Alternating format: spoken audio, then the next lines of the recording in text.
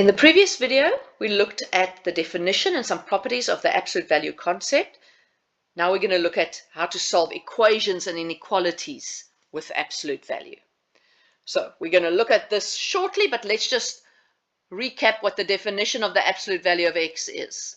The absolute value of x, it stays the same if x is greater than or equal to 0. I'll multiply it by minus if it's a negative number, because I want a positive number or 0 to come out of this absolute value. So let's see what we have here.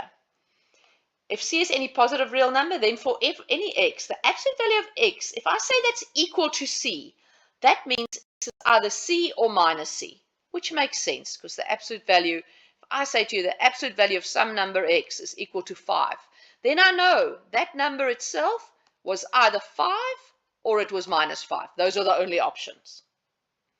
Then if I say the absolute value of x is less than c, that only happens if x is somewhere between minus c and c.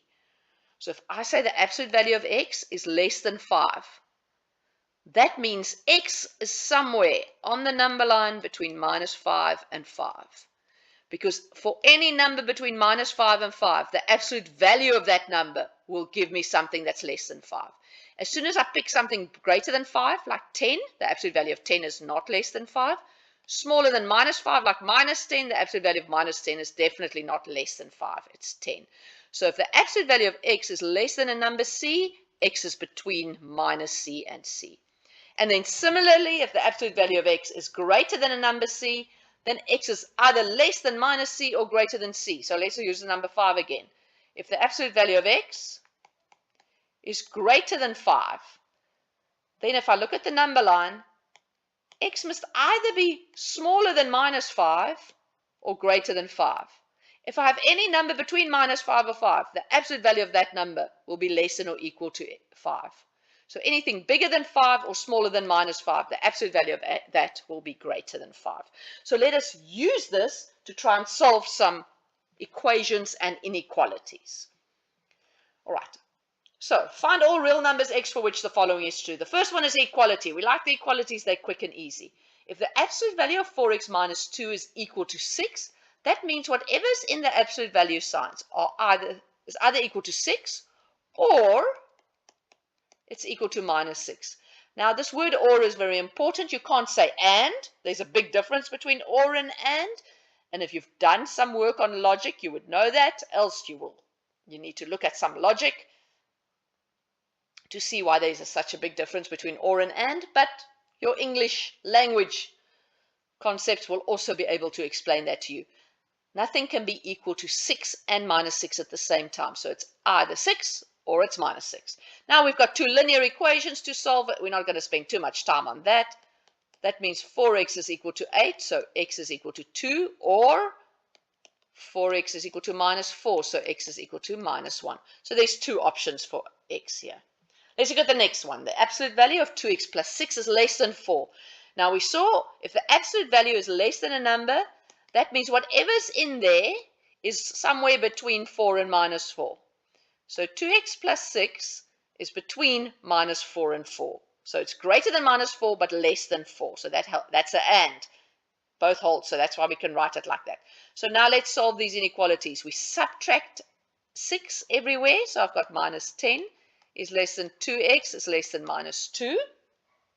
Divide by 2 everywhere, so I've got minus 5 is less than x is less than minus 1. So that's where the interval where x falls in.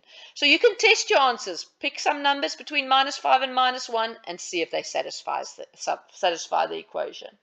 So let's look at the last one. The absolute value of 3 minus x is greater than or equal to 5.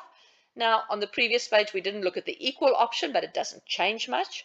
This means that 3 minus x is either greater than or equal to 5, or 3 minus x is less than or equal to minus 5. So we've got two inequalities to solve. Now, remember your properties of inequalities, linear inequalities. This means minus x is greater than or equal to, if I subtract 3 on both sides, I get 5 minus 3, which is 2. So if I divide or multiply both sides by a minus, the inequality change around. So x is less than or equal to minus 2. All right. Now, if you don't like swapping the inequality, then take the positive, make sure x is positive on the other side. So let's do that on the second one. 3 minus x is less than or equal to minus 5. I'm going to add x on both sides, so I'm going to have a plus x on this side. Inequality stays the same. I add 5 on both sides, so I've got a 3 plus 5, which is 8. So x is greater than or equal to 8. You could have done it the other way around as well, but there we go. So that is solving some equations and inequalities. Now these can get progressively more complicated. We're going to look at two that are a little bit more complicated, but they can get as complicated as you want them, but the principles stay the same. So let's look at the next one. Again, inequality. Minus 3 minus 2 times the absolute value of x minus 2 is equal to 5. Now do not fall into the trap to say the whole thing on the left-hand side is either 5 or minus 5, because that is not what the definition of the absolute value tells me. I need that absolute value alone on one side.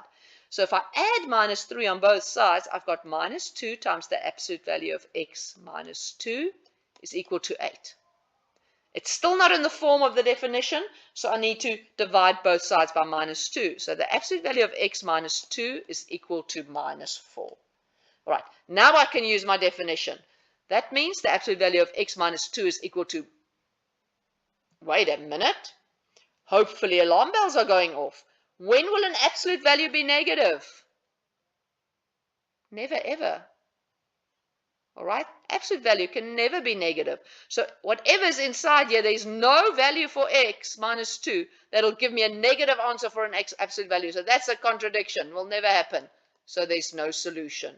There's no value of x that'll make that happen. But note the process, you need to get the absolute value alone on one side. All right, let's look at the next one. We've got a less than, but wait, we can't use that less than property until I've got the absolute value alone on one side. So let's just play around here a little bit. I've got 3 times the absolute value of 2x minus 5, plus the absolute value of 2 is just 2, is less than 4. So that means 3 times the absolute value of 2x minus 5 is less than 4 minus 2, which is 2. That means the absolute value of 2x minus 5 is less than, divide both sides by 3, and I've got 2 over 3. All right, now I've got it in the form where what the definition looks like, so I can look at that and say, wait a minute, I've got the absolute value of something is less than a positive number. That means minus 2 over 3 is less than 2x minus 5, and that's less than 2 over 3. So 2x minus 5 is somewhere between minus 2 over 3 and 2 over 3. And now we can follow the same process, plus 5 on both sides. So minus 2 over 3 plus 5, so it's 15 over 3. So I get 13 over 3 plus 5 on the other side. And I get 15, so it's 17 over 3. There we go. That means x is somewhere between 13 over 6 and 17 over 6. So like I said, these equations and inequalities can get very messy and very complicated, but make sure you stick to the principles. We can only use these properties that we saw in the first slide of absolute value if I've got an absolute value alone on one side. We need to process it like that. So that is the absolute value as a concept. I will link the videos on the absolute value function down below, which will also be covered at some stage, dependent on what you are busy with.